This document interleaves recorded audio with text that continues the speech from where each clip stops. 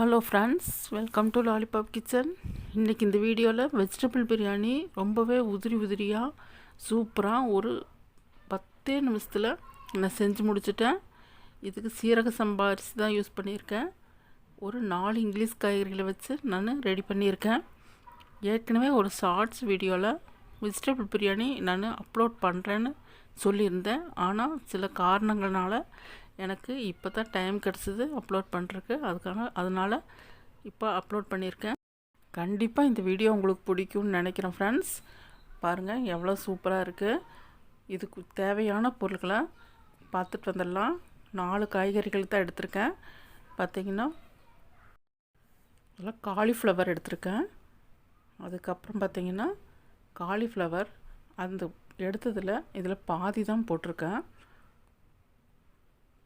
நூல்கோஸ் 2 எடுத்திருக்கேன். தக்காளி 2 பழுத்த தக்காளி, 1 எலுமிச்சம்பழம், 3 கேரட் எடுத்திருக்கேன். பீன்ஸு கொஞ்சம் எடுத்திருக்கேன். அடுத்ததாக ஒரு அரைக்கட்டு புதினா எடுத்திருக்கேன். அரைக்கட்டு கொத்தமல்லி தழை எடுத்திருக்கேன். அடுத்ததாக பார்த்திங்கன்னா பிரியாணி மசாலா தூள். நான் ஏற்கனவே உங்களுக்கு பிரியாணி மசாலா தூள் எப்படி செய்கிறதுன்னு போஸ்ட் பண்ணியிருக்கேன். பிரியாணி செஞ்ச வீடியோவில் உங்களுக்கு சொல்லியிருக்கேன். மிளகு, பட்டை, கிராம்பு, ஏலக்காய், சோம்பு, கசகசா போட்டு அரைச்சி தூள் பண்ணி வச்சுருக்கேன். இங்கே பார்த்திங்கன்னா சீரக சம்பா அரிசி ஒரு 1/2 கிலோ எடுத்திருக்கேன். இந்த சீரக சம்பா அரிசி பழைய அரிசி, அதனால் ஒரு 10-20 நிமிஷமாக ஊற வச்சோம்னா தான் நம்மளுக்கு நல்லா சாப்பாடு நல்லாயிருக்கும், நல்லா ஸ்மூத்தாக இருக்கும், வெந்திருக்கும். அதனால் இதை இப்போ ஊற வச்சிடலாம், கரெக்டாக இருக்கும் டைமுக்கு. அடுத்ததாக தயிர் எடுத்துக்கலாம்.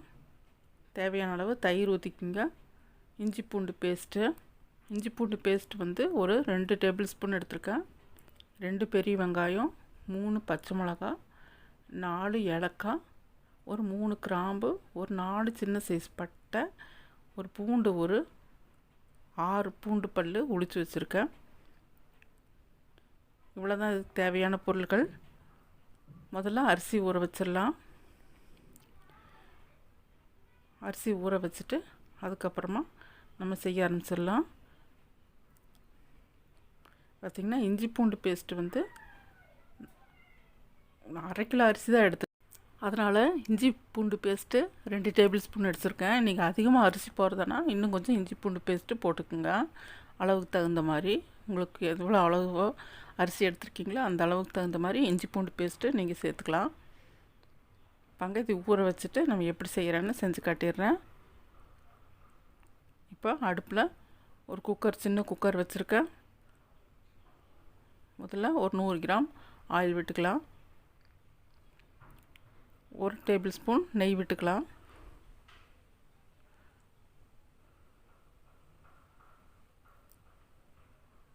விட்டு நல்லா காயிட்டும். காய்ஞ்சதுக்கப்புறம் எடுத்து வச்சுருந்த 3 பச்சை மிளகாய் போட்டுக்கலாம். சின்ன துண்டு பட்டை, ஒரு 4 பட்டை, கிராம்பு போட்டுக்கலாம். எடுத்து வச்சுருந்த கிராம்பு போட்டுக்கலாம். அடுத்ததாக 4 ஏலக்காய். அடுத்ததாக நம்ம நீட்டமாக கட் பண்ணி வச்சுருந்த பெரிய வெங்காயத்தை நல்லா உதுத்து போட்டுக்குங்க.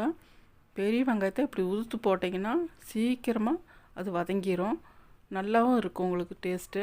அதனால் நான் எப்போவுமே எது தாளிக்கிறதுனால பெரிய வெங்காயம் போடும்போது கொஞ்சம் நல்லா உதுத்து போட்டுக்குவேன். அடுத்ததாக வெள்ளைப்பூண்டு நீட்டமாக கட் பண்ணி போட்டுக்கிட்டேன். இதை நல்லா பொன்னிறமாக வதக்கிடலாம். அடுத்ததாக இஞ்சி பூண்டு பேஸ்ட்டு எடுத்து வச்சு இஞ்சி பூண்டு பேஸ்ட்டு, தக்காளி அறுத்து வச்சுருந்தேன், அதை போட்டு நல்லா வதக்கிடலாம். நல்லா பார்த்திங்களா இந்த அளவுக்கு நல்லா வதக்கிட்டேன். நல்லா வதங்கிடுச்சு. தக்காளி போட்டதுக்கப்புறம் 1 ஸ்பூன் மிளகாத்தூள் போட்டுக்குங்க. அப்போ தான் நம்மளுக்கு கலர் கொடுக்கும் பிரியாணி. வேறு கலர் பொடியை சேர்க்க வேண்டியதில்லை. பிரியாணி இதில் இருக்கிற கலரே போதும் பிரியாணிக்கு. அடுத்ததாக வெட்டி வச்சுருந்த காய்கறிகள் எல்லாம் போட்டுக்கலாம். ஒரே ஒரு உருளைக்கிழங்கு நான் தோல் சீவிட்டு கட் பண்ணி போட்டிருக்கேன். நல்லா அது கூட நல்லா வதக்கிக்கங்க. நல்லா வதக்கிட்டு அதுக்கப்புறம் புதினா கொத்தமல்லி தழை போட்டுக்கலாம். அரைக்கட்டு புதினா நல்லா கழுவி போட்டுக்கிறேன். அதுக்கு அரைக்கட்டு கொத்தமல்லி தழையும் போட்டுக்கலாம். காய்கறிகளை போட்டதுக்கப்புறம் புதினா கொத்தமல்லி தழை போட்டிங்கன்னா அது ஃப்ளேவர் நல்லா இறங்கி நல்லா டேஸ்ட் சூப்பராக இருக்கும். அதனால் நான் காய்கறியெல்லாம் போட்டுட்டு அதுக்கப்புறமா கொத்தமல்லி தழை புதினா போட்டு நல்லா வதக்கிடுறேன். நல்லா வதக்கியாச்சு. லாஸ்ட்டாக காலிஃப்ளவர் போட்டுக்கோங்க. காலிஃப்ளவர் முன்னாடியே போட்டிங்கன்னா சீக்கிரம் கரைஞ்சிரும். அதனால கொஞ்சம் அது வதங்கினதுக்கப்புறம் இது போட்டு நல்லா வதக்கிடுங்க. வதக்கியாச்சு. இந்த காய்கறிகளெல்லாம் இன்னும் கொஞ்சம் ஸ்மூத்தாக வேகிறதுக்காக கொஞ்சமாக தயிர் ஊற்றிக்குங்க. ஒரு 2 ஸ்பூன் தயிர் ஊற்றி நல்லா அதையும் சேர்த்து நல்லா வதக்கிடலாம். ரொம்பவும் வேக விட்டுறாதீங்க, கொஞ்சம் வெந்தால் போதும், இல்லைன்னா காயெல்லாம் ரொம்ப கரைஞ்சி போயிடும். பார்த்திங்கன்னா இந்தளவுக்கு நல்லாவே மேலே எண்ணெய் மிதந்து வர அளவுக்கு நல்லா வதக்கிடுறேன். வதக்கியாச்சு. அடுத்ததான் தண்ணி ஊற்றிடலாம். நீங்கள் எவ்வளோக்கு எவ்வளோ அரிசி எடுக்கிறீங்களோ அதுக்கு பாதி அளவு தண்ணி எடுத்துக்கோங்க. அப்போ தான் நல்லா பழைய அரிசிங்கிறதுனால நல்லா சாப்பாடு நல்லா வேகும். இப்போ எடுத்து வச்ச உப்பில் கொஞ்சமாக உப்பு போட்டுக்குங்க. இப்போ அரிசி போட்டதுக்கப்புறம் கொஞ்சம் உப்பு போடணும். பாதி உப்பு இப்போ போட்டுட்டு அரிசி போட்டதுக்கப்புறம் பாதி உப்பு போட்டுக்குங்க. ஒரு அரை மூடி எலுமிச்சம்பழத்தை நல்லா புழிஞ்சு அதையும் ஊற்றிருக்கேன். ஊற்றி நல்லா கலக்கி விட்டுட்டு நல்லா கொதிச்சிருச்சு. கொதிக்க விட்டதுக்கப்புறம் நம்ம அரிசி நல்லா வடிச்சிட்டு ஊற வச்சுருந்தா அரிசி போட்டுக்கலாம். அரிசி போட்டுட்டு ஒரு கிளறிட்டு இப்போ குக்கர் மூடி வச்சிடலாங்க. இப்போ பார்த்திங்கன்னா அரிசி போட்டதுக்கப்புறம் கொஞ்சம் உப்பு போடுறேன். அப்போ தான் நமக்கு சாப்பாட்டில் நல்ல உப்பு பிடிக்கும். இப்போ குக்கர் மூடிட்டு இப்போ 2 விசில் வந்ததுக்கப்புறம் கொஞ்ச நேரம் புழுங்க விட்டுட்டு எடுத்துடலாம். இடையில ஒரு தடவை விசில் நீக்கிட்டு திறந்து ஒரு கிளறி விட்டுட்டு மறுபடியும் மூடி வச்சுருங்க. இப்போ பார்த்திங்கன்னா விசில் வந்து அடங்கிருச்சு. இப்போ விசில் எடுத்துட்டு குக்கர் நீக்கி பார்க்கலாம், மூடி நீக்கி பார்க்கலாம் எந்தளவுக்கு ரெடியாக இருக்குதுன்னு பாருங்கள். நல்ல சாப்பாடு நல்லா பொலன்னு வெந்துருச்சு. உதிரியாக வந்திருக்கு. நீங்களே பார்த்தீங்க, இதுக்கு 10 நிமிஷம் தான் ஆச்சு. எல்லாமே ரெடி பண்ணி வச்சுட்டு சாப்பாடு செய்கிறதுக்கு ஒரு 10 நிமிஷம் தான் ஆச்சு. சூப்பரான வெஜிடபிள் பிரியாணி உங்களுக்கு ரெடி ஆயிடுச்சுங்க. காய்கறிகள் கூட நல்லா வெந்திருக்கு. கேரட்டு பீன்ஸ் எல்லாம் ஓரளவுக்கு வெந்திருக்கு. மற்ற காய்கறிகளே நல்லாவே வெந்துருச்சு. நல்லா வந்திருக்கு ஃப்ரெண்ட்ஸ். என்னோடய வீடியோவுக்கு சப்ஸ்கிரைப் பண்ணாமையே நிறையா ஃப்ரெண்ட்ஸ் பார்க்குறீங்க.